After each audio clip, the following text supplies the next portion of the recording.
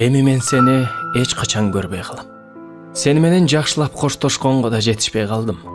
Жөн гана көзүңдү жумдуң да кайтпас сапарга кете бердиң. Кош бол. Мен сени эч качан унутпайм. Сен эми менин жүрөгүмдө жашайсың. Эч качан. Бул абдан коркунучтуу сөз. Ушул сөздү укканда аң сезимибизде чыгуу жолу жок болгон үмүтсүздүк элестелет. Эч качан деген сөз эмоционалдык жактан чөгүүгө алып келет. Болду эми. Эч качан аны көрө албайсың. Ал кайтып келбейт. Эми ал жок. Бул сөздөрдү укканда муздак тер басып, айлаңды таппай жөн гана ыйлап отуруп каласың. Андан ары жашоонун маңызы жоктой сезилет. Ошондуктан дагы эч качан деген сөз өлүмдү жана түөлүктүүлүктү эске салышы керек. Жерде жашап жатып, бул сөздүн маңызын толук түшүнө албашыбыз мүмкүн. Анткени бул сөздүн таасири чектелүү эле убакытка жетип жаткандай. Бул жерде жашап, тирүү болуп турганда бизде үмүт бар. А бул болсо үмүтсүздүктүн бийлигин басып турат.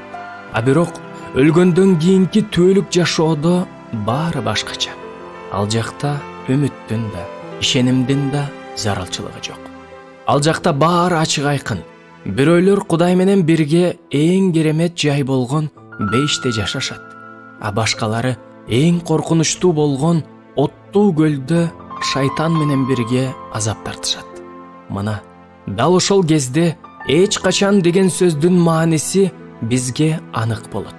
Тозоктогу азап эч качан бүтпөйт. Күкүрттүү көлдүн оту эч качан өчпөйт. Ошол үмүтсүз жайда адам түөлүк азаптын маңызын түшүнөт. Эч качан. Бул абдан коркунучтуу сөз.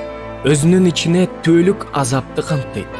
А бирок бул жерде жашап жатканда, тирүү турганда баарыбызда түөлүк жашоого үмүт бар. Ошол үмүттү колдон чыгарып албаңыз.